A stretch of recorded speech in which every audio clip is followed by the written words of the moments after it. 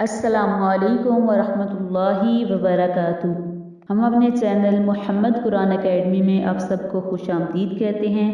आज एक नई वीडियो के साथ हाजिर हैं। तो वीडियो का टॉपिक है नमाज इशराक और नमाज चाश्त। नमाज इशराक और नमाज चाश्त किस वक्त पढ़ी जाती हैं, इनको पढ़ने का तरीका क्या है, ये कितनी रकातें होती हैं, इसके हवाले से आज की वीडियो में आपको बताऊंगी। और नमाज इशराक और नमाज चाश्त की फजीलत क्या है, इसके हवाले से भी आपको बताऊंगी।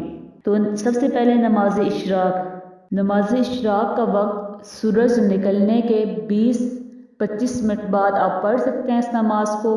और इसका वक्त ये है कि सूरज निकलने के 20 से 25 मिनट बाद या आधे घंटे बाद आप इस नमाज को पढ़ सकते हैं। इसकी 2 रकतें भी हो सकती हैं, 4 भी हो सकती हैं, 6 भी हो सकती हैं और 8 रकतें भी आप पढ़ सकते हैं।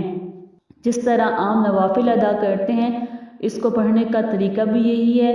अगर चाहें तो हर रकत में 3-3 बार कुल हुवल्लाहु अहद या कोई सी भी सूरत आप पढ़ सकते हैं। इस नमाज की बहुत फजीलत है। इसके पढ़ने वाले को पूरे हज और उम्रा का सवाब मिलता है। और बाज़ ने फरमाया कि इसका सही वक्त नमाज फजर के बाद, अगर कोई नमाज फजर पढ़ता है तो उसी जगह ज़िक्र इलाही में मशगूल रहे यहाँ तक कि सूरज बुलंद हो जाए तो इस नमाज को पढ़े।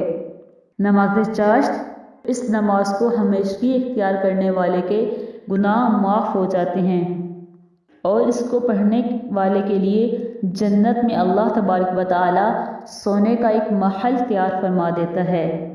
इस नमाज की कम अज़ कम 2 रकतें होती हैं और ज़्यादा से ज़्यादा 12 रकतें भी हो सकती हैं। और इसका वक्त जो है वो नमाज इशराक के साथ भी पढ़ सकते हैं, यानी पहले नमाज इशराक की नमाज पढ़ लें, इसके बाद चाश्त की नमाज पढ़ लें। और इसका आखिर वक्त यानी ज़वाल का वक्त होने से पहले इस नमाज को पढ़ा जा सकता है।